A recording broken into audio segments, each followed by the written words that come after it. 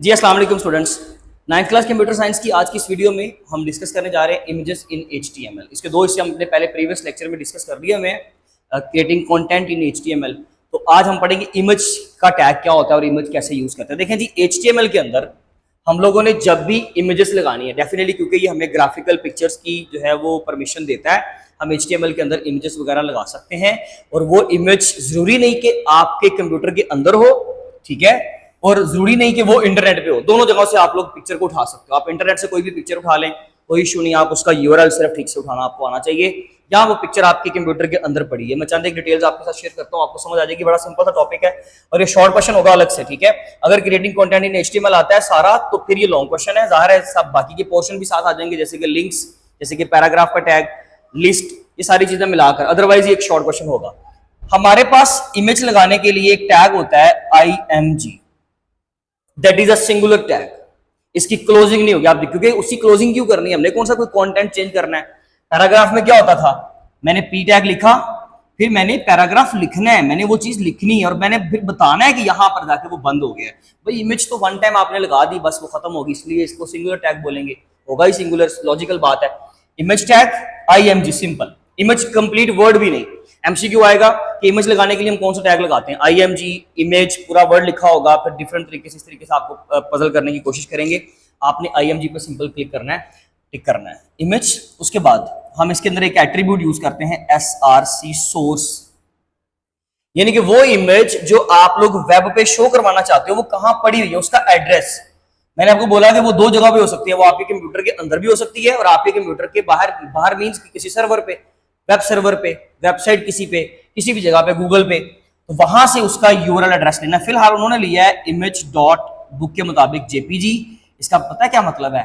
इसका मतलब ये है कि जिस जगह पे हमने ये HTML की फाइल, जिसके अंदर मैं कोड लिख रहा हूं, लेट्स सपोज मैं कोड लिख रहा हूं कॉलेज या school dot HTML, right.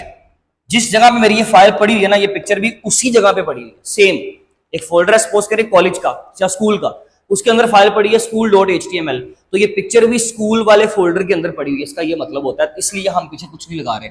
Otherwise अगर ये फाइल पड़ी हो डेस्कटॉप पे और ये पड़ी हो D ड्राइव के कहीं अंदर, तो मुझे D drive, this folder, that सब डायरेक्टरी, दैट सब फोल्डर, फिर मुझे पूरा एड्रेस लिखना पड़ेगा। बात समझ आ गई?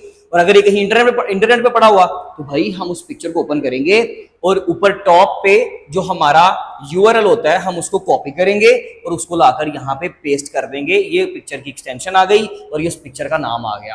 That is the address of your picture. Hope so कि आपको ये बात समझ आ गई। स्पेस दें और उसके बाद आप एक टैग लगा दें, ऑप्शनल है, attribute alt stands for alternative. कभी कभार होता है कि वेबसाइट पे पिक्चर जल्दी अपलोड नहीं होती। जल्दी जब अपलोड नहीं होती तो फिर क्या होता है, ब्राउज नहीं हो पा रही, इंटरनेट की स्पीड का मसला आ रहा है, कोई एरर आ गई है, तो उस वक्त फिर ये पिक्चर शो नहीं होती। जब पिक्चर शो नहीं ना होगी, लेट्स सपोज ये मेरे पास यहां पर एक पिक्चर शो करवा रहा हूं, इंटरनेट के स्लो होने की वजह से, किसी भी वजह से ये पिक्चर शो नहीं हो रही। जब पिक्चर शो नहीं होगी तो ये सारा डिजाइन इस हिस्से का खराब हो जाएगा, ये सारा कंटेंट पीछे आ जाएगा। इसलिए इस डिव को ऑक्यूपाई करने के लिए, इस हिस्से को ऑक्यूपाई करने के लिए हम फिर एक ऑप्शनल टैग लगा देते हैं आल्ट।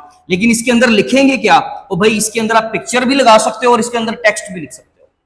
कुछ ऑप्शनली पिक्चर होती हैं जो आपको इंटरनेट से नहीं मिलती। लेट्स सपोज आपने इंटरनेट से एक पिक्चर लगा दी यहाँ पे, लेकिन कभी अगर वो पिक्चर का यूआरएल चेंज हो जाता है, कोई मसला आ जाता है, वो पिक्चर शो नहीं होती, तो फिर आपने अल्टरनेटिव के तौर पे आपने अपनी कंप्यूटर से एक पिक्चर लगाई हुई है। या फिर आप सिंपल टेक्स्ट लिखते हैं, जैसे उन्होंने टेक्स्ट लिखा हुआ है आपकी बुक वालों ने, आप यहाँ पे कोई भी टेक्स्ट लिख दो। जब पिक्चर शो नहीं होगी तो यहाँ पर फिर ये क्या शो होगा? टेक्स्ट। जो भी मेरा टेक्स्ट होगा यहाँ पे, आप बात समझ रहे हैं? तो ये अल्टरनेटिव होता है। इसके अलावा क्या कर सकते हैं इस टैग के अंदर? बुक के अकॉर्डिंगली तो इतना ही है, लेकिन अगर आप चाहें तो साथ में अपनी पिक्चर को आप डायमेंशन दे सकते हो, जैसे कि लेंथ की या विड्थ की। आप उसके जो लेंथ है, उसकी विड्थ जो है, उसकी हाइट, सॉरी विड्थ और हाइट, आप वो यूज कर सकते हो। जैसे कि मैंने यहाँ पे लिखा, मैं नीचे लिख देता हूँ, वैसे आप सामने लिखोगे। सपोज करें एक एट्रीब्यूट होता है विड्थ का, और मैंने विड्थ दे दी 100 पिक्सल की, ठीक है। और फिर मैंने उसको हाइट दे दी कितने पिक्सल की? 200 पिक्सल की। तो उसके मुताबिक जो है वो आपकी पिक्चर जो है वो शो हो जाएगी। ये ले जी, ये मेरा इमेज का टैग है। अब मेरी वेबसाइट के ऊपर जिस जगह पे मैंने ये पिक्चर लगाई है, उस जगह पे जो है वो तकरीबन 100 विड्थ और 200 की हाइट की पिक्चर जो है वो आपको स्क्रीन पे शो हो जाएगी। That is the image tag, right. अब आपको मेरे ख्याल से अगर तो ये क्लियर हो गया तो वेल एंड गुड। अगर कोई क्वेश्चन, कोई क्यूरी हो तो आप पूछ सकते हैं। Thank you so much. अल्लाह हाफिज़।